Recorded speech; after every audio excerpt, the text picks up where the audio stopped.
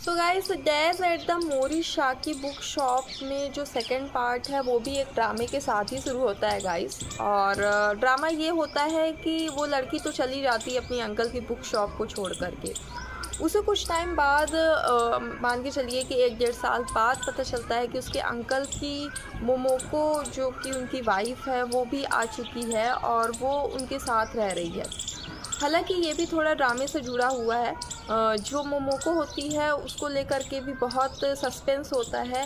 एक आदमी आता है उसके अंकल के बुक स्टोर पर और वो कहता है कि बिल्कुल ऐसी ही हूबहू मेरी भी वाइफ है और वो भी तभी गायब हुई है जब ये यहाँ पर आई है, इनकी वाइफ मिलने से आई है। तो ये भी एक सस्पेंस रहता है कि क्या ये सच में उसके सतोरू अंकल की ही वाइफ है।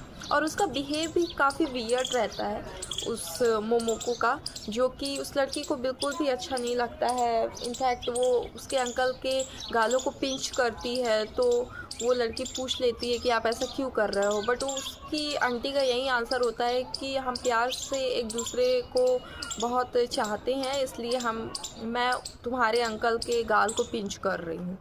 और आगे कई सारी बातें होती है। कहती है उसकी आंटी कि वो और उसके अंकल पेरिस में मिले हैं, जो कि उस लड़की के लिए थोड़ा डिफ़िकल्ट होता है समझना कि पेरिस में कैसे इनकी मुलाकात हो गई। तो फिर बाद में वो जब इंक्वायरी करने लग जाती है और उसके अंकल बिज़ी हो जाते हैं बुक स्टोर में, तो उसकी आंटी उस लड़की को बुक स्टोर के सेकंड फ्लोर पर लेकर के जाती है और कहती है कि मैं तुम्हारे अंकल के करीब आने की कोशिश कर रही हूँ और तुम मेरा साथ दो, तुम इसमें बाधा मत बनो। तो वो लड़की उनके सामने डर करके सिर हिलाती है और हामी भरती है, लेकिन वो अंदर से जानती है कि ऐसा नहीं हो सकता है। तो full of drama days at the मोरी शाह की बुक शॉप है। और गाइस, अगर आप भी इस बुक को पढ़ने में इंटरेस्टेड हैं तो मैंने इस बुक का लिंक अपने बायो में दिया है, आप सब इस बुक को बाय करके रीड कर सकते हैं।